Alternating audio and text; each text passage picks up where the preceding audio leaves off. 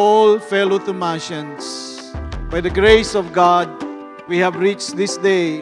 Humbly, may I take this joyful task of welcoming you to our 8th university-wide retreat, ALAP 2026.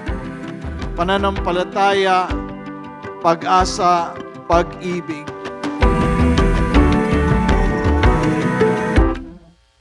Ang tema po ng ating retreat ngayong taon ng ALAP 2026, ang paglagablab ng apoy. Ito po ay nagpapakita po ng presensya ng Diyos kung papaanong nagpakita si Yahweh kay Moises bilang isang burning bush.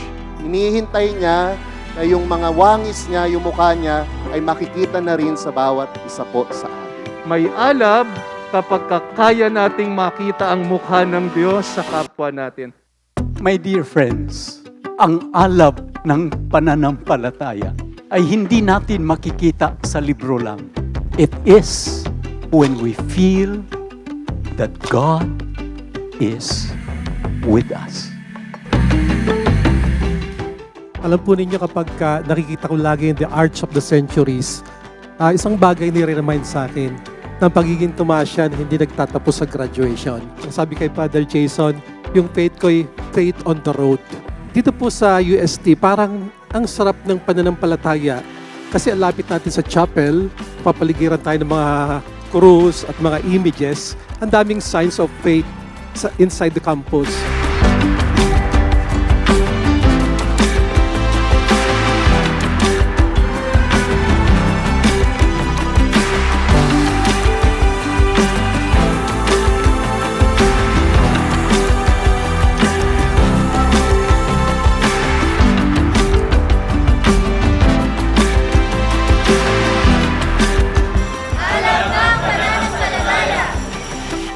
It is always a joy and honor for me to be with you, especially as we move forward on the second day of our ALAP 2026.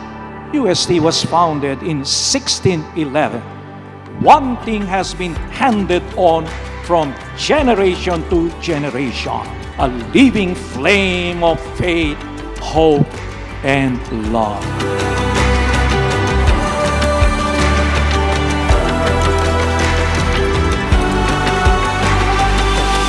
Never ever listen to your fears because God is so excited to see you fierce.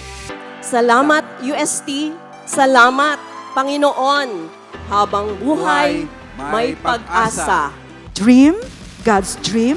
Desire, God's desire. Discern what will lead you closer to God. Decide to act on it and direct everything to the praise and glory of God. Habang buhay, may pag-asa. Magtiwala lang po tayo sa Kanya.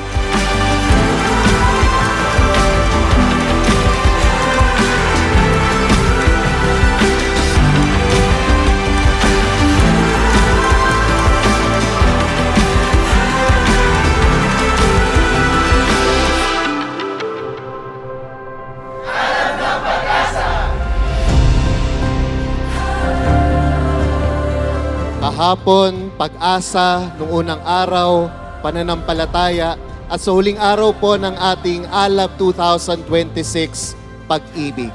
Ito pong tatlo ang nananatili. Pero sabi nga po ni San Pablo sa mga taga-Korinto, and the greatest of this is love. Ang pinakamahalaga, ang pinakadakila ay pag-ibig.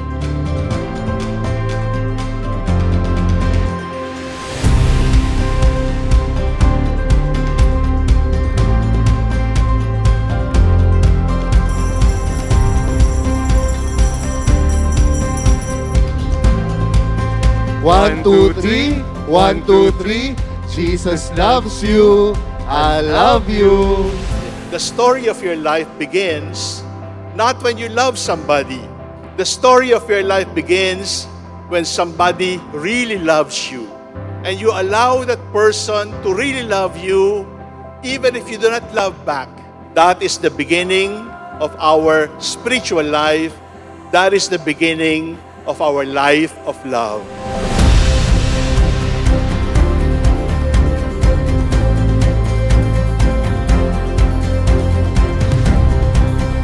We move forward and thank God for these great 3 days of strengthening our virtues of faith, hope, and love, first of all to God, to other people, and to ourselves. God bless us all. Pananampalataya, pag-asa, pag-ibig, forever.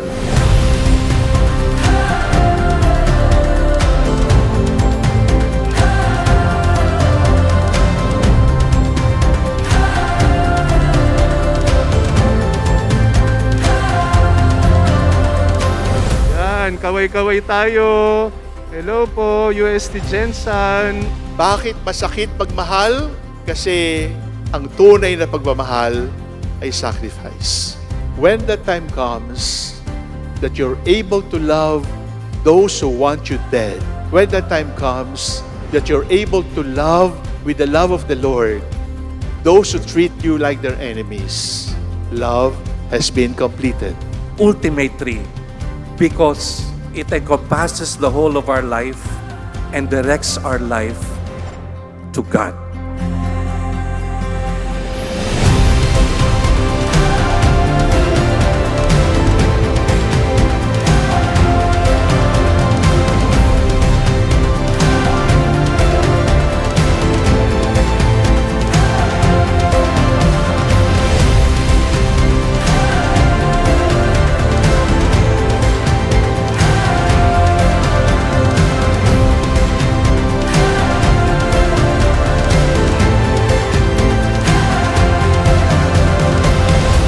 The history of UST is impelled by faith, propelled by hope, and compelled by love.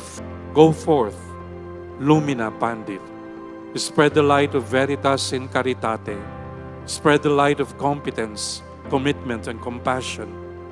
Palaganapin ninyo ang alab ng pananampalataya, pag-asa, pag-ibig. Alab ng pag-ibig!